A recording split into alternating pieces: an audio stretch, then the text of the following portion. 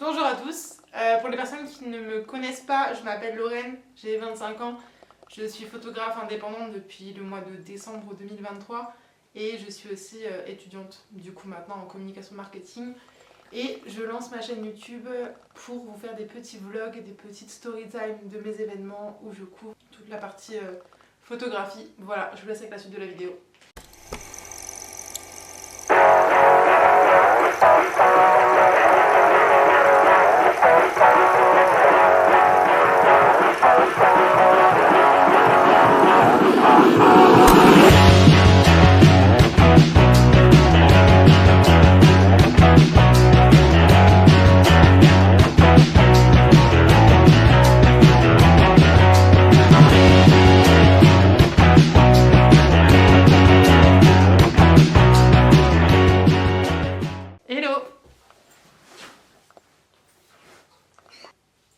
Vous la voyez pas, mais elle a la tête posée sur mes jambes.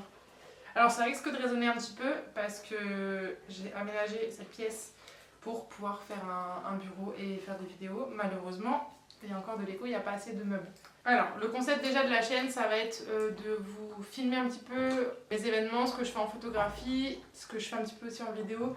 Vidéo, je me lance tout doucement, donc c'est pas encore très au point, mais au moins photographie et répondre du coup aux questions que vous m'avez déjà posées. Bon, bien évidemment, j'ai pris mon PC avec des notes parce que c'est la première vidéo que je fais, donc je risque d'oublier des choses. J'espère que je vais pas devoir cut trop dans le moment parce que sinon ça va être très très long. Donc avant de vous parler de la photographie et de ce que je fais à l'heure actuelle, il faut que je vous explique un peu plus en détail le pourquoi du comment. Donc pour vous expliquer un petit peu la petite histoire, je vais essayer de la faire courte sur le parcours scolaire parce que ça va être très long sinon. Donc j'ai fait un bac pro accompagnement soins et services à la personne qui permet par la suite de faire des concours aide-soignante ou infirmière pour travailler avec les personnes âgées ou dans la petite enfance. Suite à ce bac pro, je voulais continuer sur un BTS. J'ai eu mon bac en 2017, j'avais fait des vœux du coup sur la plateforme, je sais plus si c'était Parcoursup ou APP, bref, passons. J'avais mis un vœu réserve pour aller en fac de psycho au cas où si mes autres vœux n'étaient pas validés. Malheureusement, sur une des plateformes, il me manquait une note de rentrée sur mon bulletin. Malgré que j'ai eu un bac avec mention, j'ai pas pu intégrer le BTS. Je me suis retrouvée un petit peu sur la touche, donc du coup j'ai été en fac. Comment vous dire que j'ai pas forcément tenu la fac? Parce que quand on est en bac pro, c'est très structuré, très suivi, et à la fac, ben t'es lâché quoi.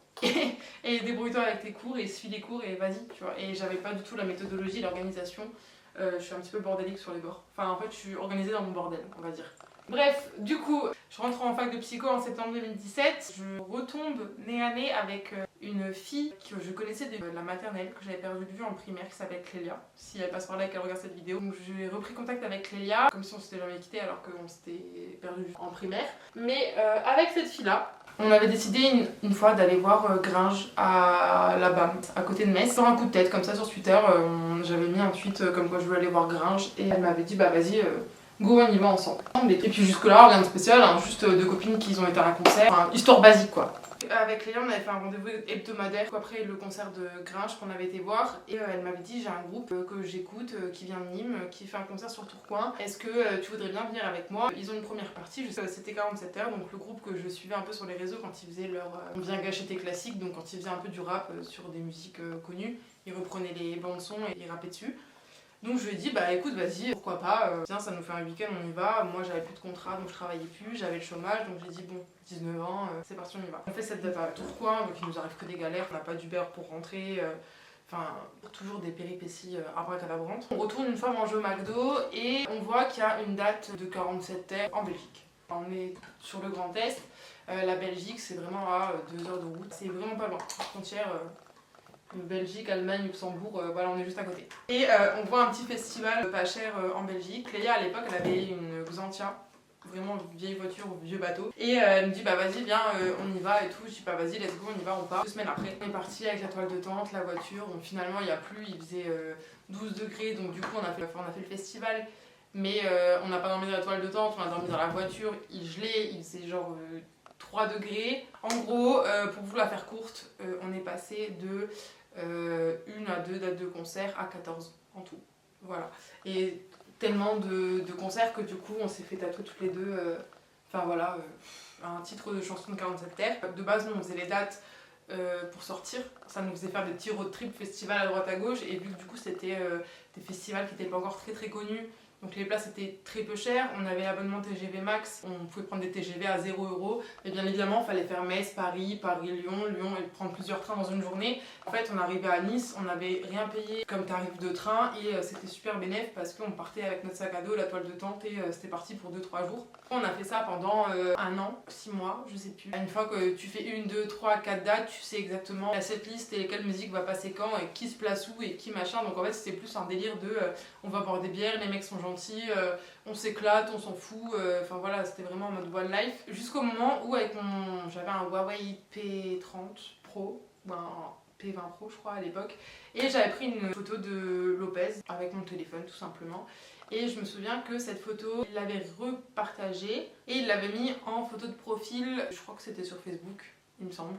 Et moi c'était quelque chose qui m'avait touchée à l'époque parce que je me suis dit waouh, c'est que la photo est pas dégueu s'il l'a mise sur son profil. En plus de ça, je l'avais fait avec mon téléphone, donc j'étais vraiment grave contente. Genre je me sauçais grave dans ma tête en vrai. Du coup ça m'a encore plus donné envie de faire de la photo de concert. Enfin j'adore ça en fait, l'univers des concerts, la musique, l'ambiance, les gens, le mood. C'est un truc qui me stimule et qui me requinque en énergie de manière phénoménale. Les photos en mouvement, je trouve ça dingue. Les lumières, les couleurs, vraiment, enfin tout qui m'accroche au trip en fait.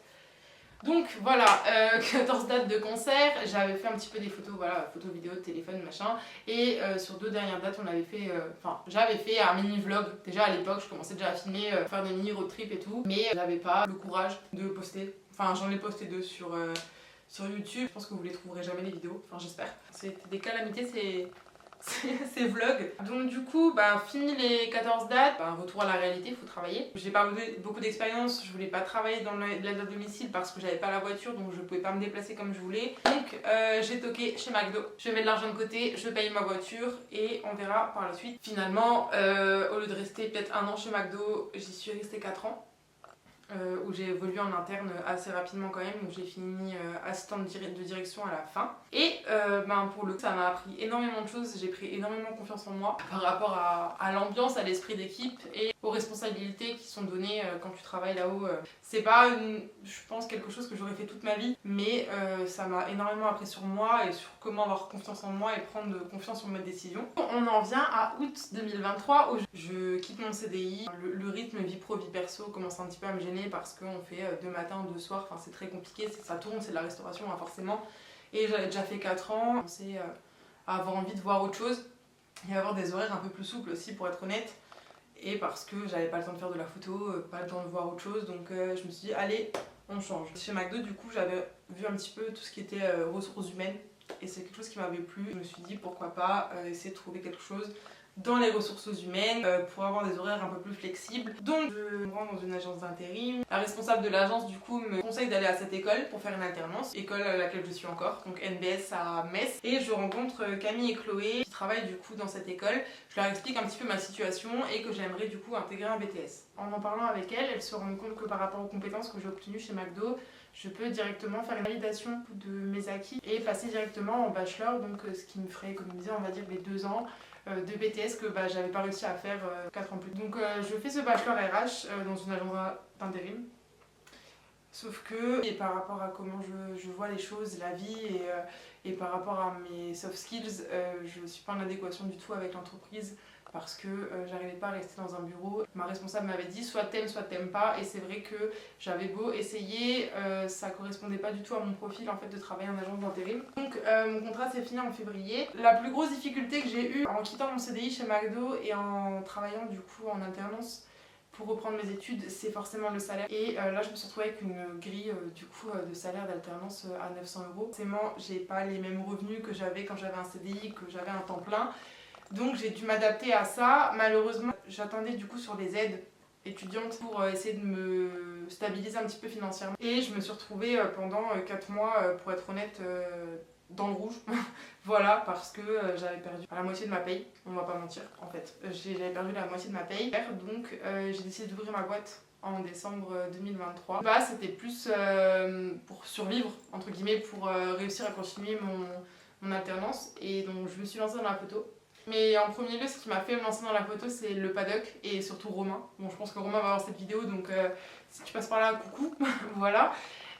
Surtout grâce à Romain parce que je lui ai pas forcément trop dit, mais c'est lui qui m'a fait beaucoup confiance. J'avais fait des photos déjà pour leur festival annuel, donc le End of Summer, donc 2023. Déjà l'année dernière je l'avais fait. Romain m'avait prise pour me faire la main. Il a aussi un groupe du coup qui s'appelle Lipstone. Je vous mettrai le lien en dessous parce que c'est un groupe pour moi génial, donc il faut aller les écouter. Donc voilà, je me suis entraînée avec Romain, son groupe et aussi sur les événements sur le paddock. Je me suis fait la main comme ça et donc au jour d'aujourd'hui, je suis photographe indépendante depuis décembre 2023.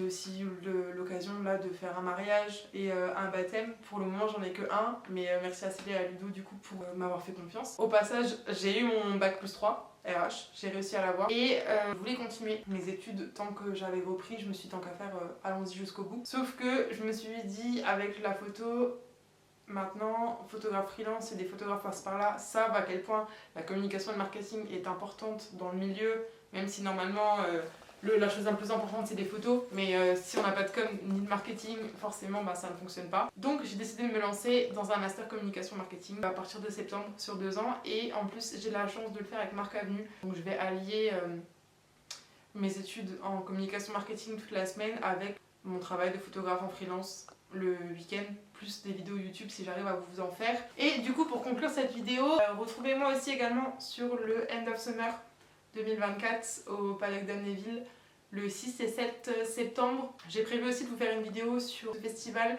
en style un petit peu un petit vlog pour que vous puissiez voir un peu les backstage et également ce lieu qui est pour moi une safe place monumentale parce qu'ils m'ont aidé à évoluer dans la photo. J'adore ce milieu, donc si à travers ma vidéo je peux vous le présenter, vous montrer un petit peu que vous ratez si vous n'y allez pas et donner envie d'y aller, du coup c'est avec grand plaisir. Donc voilà, on se retrouve prochainement pour une nouvelle vidéo du coup donc sur le End of Summer 2024. Je vous remercie d'avoir regardé cette vidéo.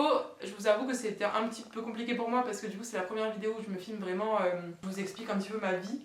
Donc je suis contente d'avoir réussi à monter ma boîte. J'espère évoluer encore que dans le positif et je remercie toutes les personnes qui m'ont donné la force de monter cette boîte et encore l'énergie que tout le monde me donne tous les jours en partageant sur mes réseaux. Je sais que beaucoup de personnes sont maintenant sur les réseaux, je sais que c'est pas facile entre guillemets de se faire une place.